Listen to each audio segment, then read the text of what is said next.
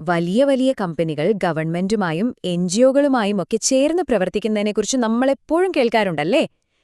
പക്ഷെ ശരിക്കും എങ്ങനെയാണിതൊക്കെ വിജയിക്കുന്നത്?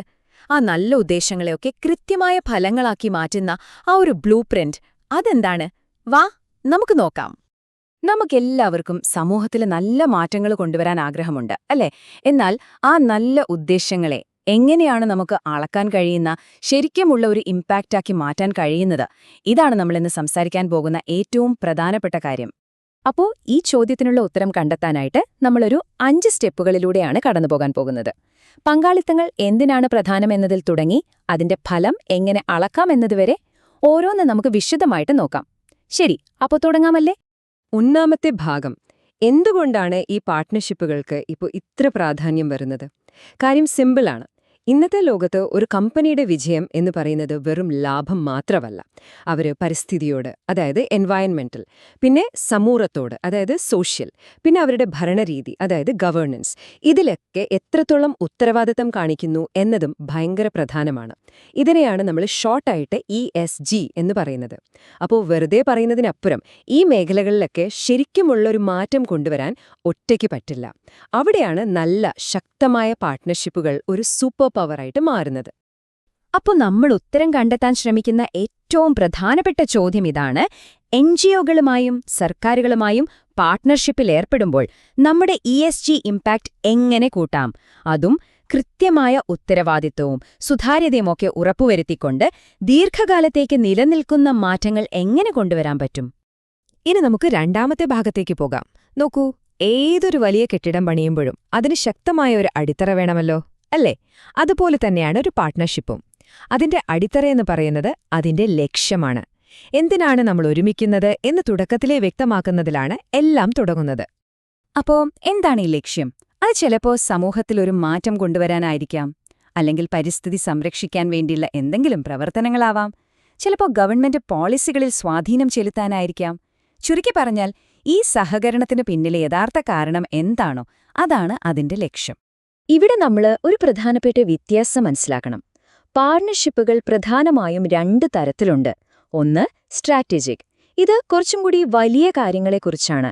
ദീർഘകാല ലക്ഷ്യങ്ങൾ, സിസ്റ്റത്തിൽ മൊത്തത്തിലൊരു മാറ്റം കൊണ്ടുവരിക, അങ്ങനെയൊക്കെ.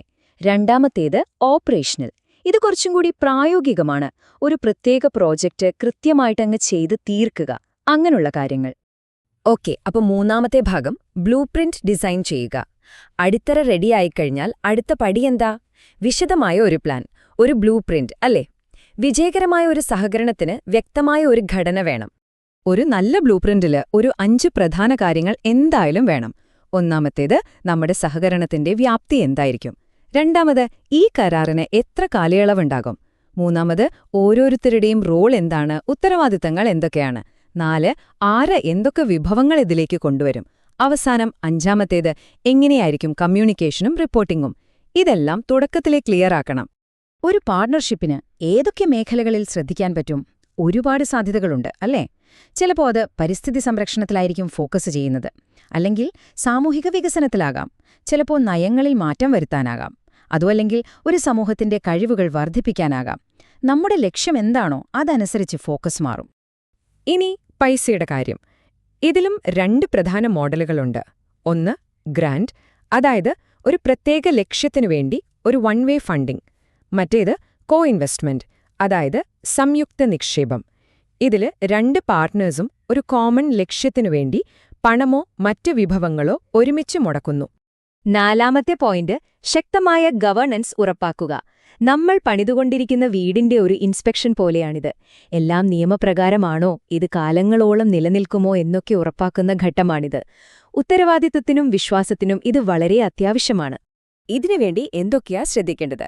1, നമ്മുടെ ESG അല്ലെങ്കിൽ CSR നയങ്ങളുമായിട്ട് ഈ പാർട്ട്ണർഷിപ്പ് ചേരുന്നുണ്ടോന്ന് നോക്കണം. 2, കൃത്യമായ നിയമപരമായ കരാറുകൾ വേണം. 3, ഇതിന്റെ മേൽനോട്ടത്തിനായി ഒരു കമ്മിറ്റി വേണം. 4, നാട്ടിലെയും അന്താരാഷ്ട്ര തലത്തിലെയുമുള്ള എല്ലാ നിയമങ്ങളും മാനദണ്ഡങ്ങളും പാലിക്കുന്നുണ്ടെന്നും ഉറപ്പാക്കണം. അപ്പോൾ ഇതിലെ ഏറ്റവും പ്രധാനപ്പെട്ട ആശയം ഇതാണ്: നല്ല ഗവേണൻസ് ഉണ്ടെങ്കിൽ ഒരു പാർട്ട്ണർഷിപ്പ് എഗ്രീമെന്റ് വെറുമൊരു കടലാസിൽ ഒതുങ്ങില്ല, അതൊരു ഉറപ്പുള്ള വാഗ്ദാനമായി മാറും. ഇത് വെറും നിയമത്തിന്റെ കാര്യമല്ല, വിശ്വാസം കെട്ടിപ്പടുക്കുന്നതിന്റെ കാര്യമാണ്. ഓക്കെ, നമ്മൾ അവസാന ഭാഗത്തേക്ക് എത്തി. അഞ്ചാമത്തത്, ശരിക്കും പ്രാധാന്യമുള്ള കാര്യങ്ങൾ അളക്കുക. വീടുപണി കഴിഞ്ഞാൽ നമ്മൾ അതിനകത്ത് കയറി എല്ലാം ശരിയാണോ നോക്കില്ലേ? അതുപോലെ നമ്മുടെ ഈ പാർട്ട്ണർഷിപ്പ് അതിന്റെ ലക്ഷ്യം നേടിയോ എന്ന് പരിശോധിക്കുന്ന ഘട്ടമാണിത്. നമ്മൾ കുറേ കാര്യങ്ങൾ ചെയ്തു എന്നതിനപ്പുറം യഥാർത്ഥത്തിൽ എന്തു ഫലമാണ് ഉണ്ടായതെന്ന് നമ്മൾ അറിയണം.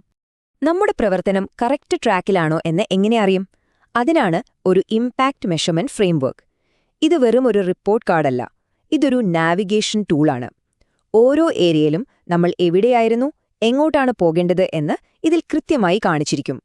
കാരണം ഒരു കാര്യം ഓർക്കുക, നമുക്ക് അളക്കാൻ കഴിയുന്നത് മാത്രമേ മാനേജ് ചെയ്യാനും മെച്ചപ്പെടുത്താനും പറ്റൂ. ഇതൊന്നും മനസ്സിലാക്കാൻ നമുക്ക് ആ ടേബിളിലെ ഒരു മെട്രിക്കിൽ മാത്രം ഫോക്കസ് ചെയ്യാം: പരിശീലനം ലഭിച്ച ആളുകളുടെ എണ്ണം. നമ്മൾ ഈ പാർട്ട്ണർഷിപ്പ് തുടങ്ങുന്നതിന് മുമ്പ് നമ്മുടെ സ്റ്റാർട്ടിംഗ് പോയിന്റ്, അതായത് ബേസ് ലൈൻ 0 എന്നാൽ നമ്മുടെ ലക്ഷ്യമോ 10,000. 0 നിന്ന് 10,000 പേരിലേക്ക് പരിശീലനം എത്തിക്കുക. ഇത്രയും വ്യക്തമായ ഒരു ലക്ഷ്യത്തിനു വേണ്ടിയാണ് എല്ലാവരും ഒരുമിച്ച് പ്രവർത്തിക്കുന്നത്. ഈയൊരു വ്യക്തതയാണ് യഥാർത്ഥ മാറ്റത്തിന് പിന്നിലെ എനർജി. അപ്പോ ഈ ബ്ലൂ പ്രിന്റ് ഉപയോഗിച്ച് മുന്നോട്ടു പോകുന്നതുകൊണ്ടുള്ള ഗുണങ്ങൾ എന്തൊക്കെയാണ്? നമുക്ക് അളക്കാൻ കഴിയുന്ന ഒരു ESG ഇമ്പാക്റ്റ് ഉണ്ടാക്കിയെടുക്കാം. ശക്തവും വിശ്വാസയോഗ്യവുമായ ബന്ധങ്ങൾ വളർത്തിയെടുക്കാം. കൂടുതൽ സുതാര്യതയും ഉത്തരവാദിത്വവും ഉറപ്പാക്കാം. പിന്നെ ഏറ്റവും പ്രധാനമായിട്ട് ദീർഘകാലം നിലനിൽക്കുന്ന മാറ്റം കൊണ്ടുവരാൻ സാധിക്കും. അപ്പോ അവസാനിപ്പിക്കുന്നതിന് മുൻപ് ഒരു ചോദ്യം. നിങ്ങളുടെ പാർട്ട്ണർഷിപ്പ് കാലങ്ങളെ അതിജീവിക്കാൻ തക്ക ശക്തമായിട്ടാണോ നിങ്ങൾ ഉണ്ടാക്കിയിരിക്കുന്നത്? ഈ ബ്ലൂപ്രിന്റ് ഒരുപക്ഷെ നിങ്ങളെ സഹായിച്ചേക്കുമോ?